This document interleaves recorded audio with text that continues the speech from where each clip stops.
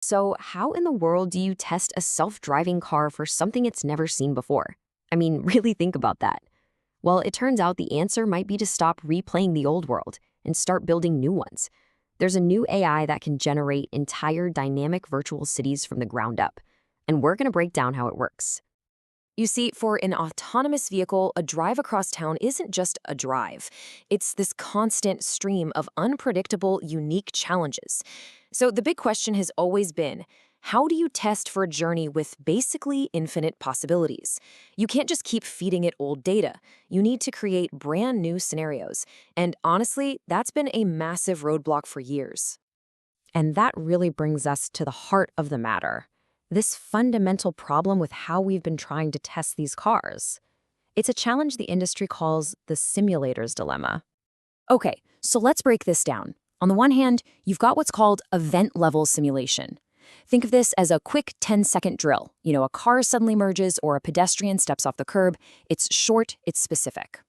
But what we really need is trip-level simulation. The whole shebang, the full drive from your house to the grocery store.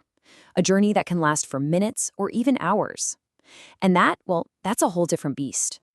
A great way to think about the old simulators is to imagine they're just 10-second video clips. They're fantastic for playing that one specific scene over and over.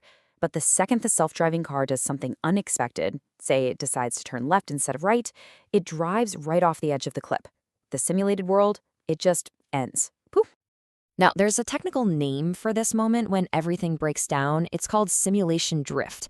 It's that point where the simulation diverges so much from the original recording that the world around the car just stops making sense. It's full of glitches, and at that point, it's totally useless for testing. So, if the old way is broken, how do you fix it? Well, you need a completely new playbook. And that solution is something called a generative world model. This is the powerhouse behind an incredible new system called SceneDiffuser++. So what exactly is a generative world model? Well, forget just replaying old footage. This is about an AI that actually builds an internal understanding, a mental map, if you will, of how a city works. The rules of the road, the flow of traffic, the timing of the lights. And it uses that knowledge to generate brand new, totally endless scenarios, all on the fly.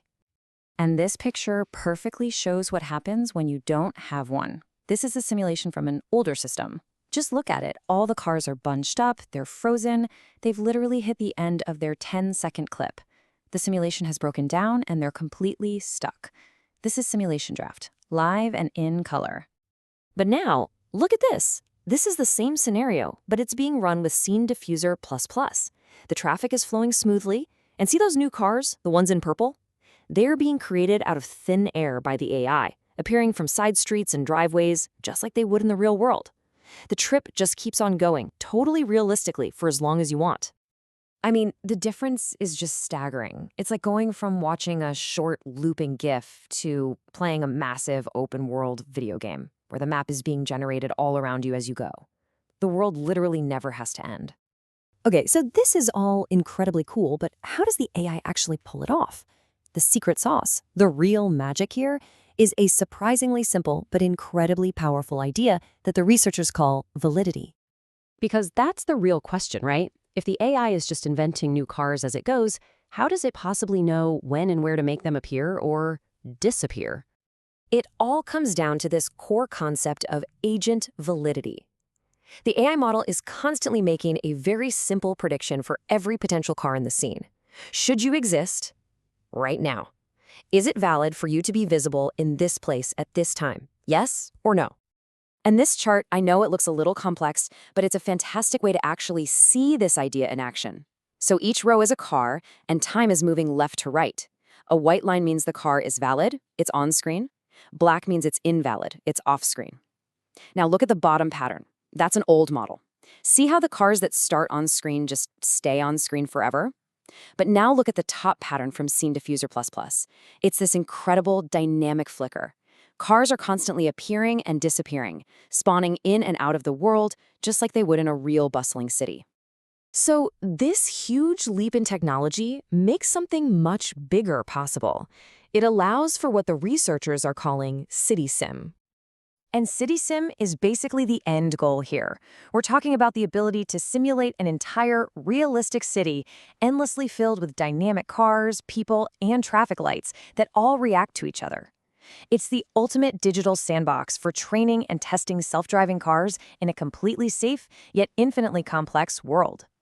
And we know it's realistic because this AI learns the subtle rhythms of a real city. Just look at this. On the left, you see the patterns of traffic lights from actual real-world data. And on the right, that's what SceneDiffuser++ came up with on its own. The patterns are almost identical. It actually learned how a city breathes. And the numbers really tell the story here.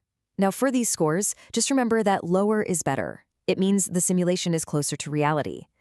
Look at how SceneDiffuser++ handles cars entering and exiting the scene. It is 5 times more realistic than the older models, and it's the first model that can even simulate traffic lights accurately at all. So what's the bottom line here? It means we can test these self-driving systems more robustly and more comprehensively than ever before, and we can do it all in a perfectly safe virtual world. This is a massive leap forward that's really going to accelerate the development of safer autonomous cars for all of us. And all this leaves us with a really fascinating question to think about. We're now at a point where we can build these incredibly realistic virtual cities. So what's the next great challenge? What's the next frontier for testing the machines that are going to be driving in our very real cities?